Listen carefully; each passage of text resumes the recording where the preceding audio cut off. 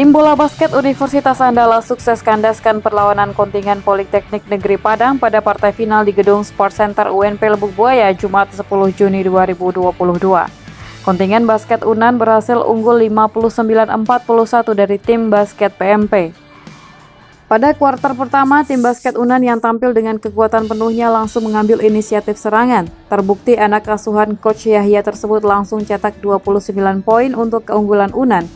Sementara itu, tim basket PNP yang mengandalkan serangan balik hanya mampu catatkan 11 poin PNP. Pada kuarter kedua, PNP berupaya membalikkan keadaan dengan mengurung pertahanan UNAN. Tercatat Faiz CS melakukan 4 kali foul terhadap tim PNP.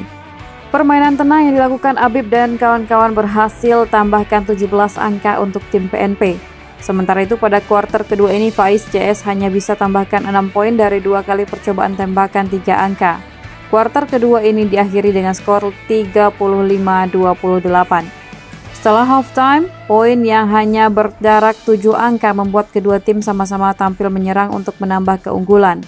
Kebuntuan yang dialami tim UNAN pada kuarter kedua berhasil dipecahkan. Terbukti, anak asuhan Coach Yahya tersebut berhasil sarangkan 15 angka. Sebaliknya, tim PNP pada kuarter ketiga ini sangat sulit menembus pertahanan UNAN. PNP hanya mampu menambahkan 6 angka pada kuarter ini.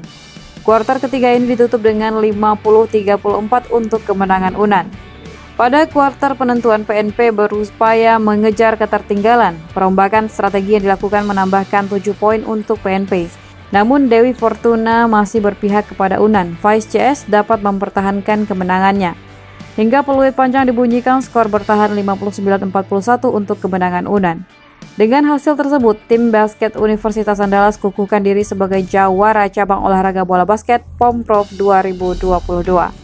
Kalau evaluasi perbaiki defense bang. Kuarter 2 sempat lengah kan. Jadi kami perbaiki dari kuarter 2, 3, 4 makanya bisa jadi juara hari ini. Kalau harapan nggak usah jauh bang, harapan ya bisa mengharumkan nama Sumber Raya Pemnas. Kalau masalah target, lihat ke depannya bang, sebab ini kan nasional, bukan sesumbar lagi.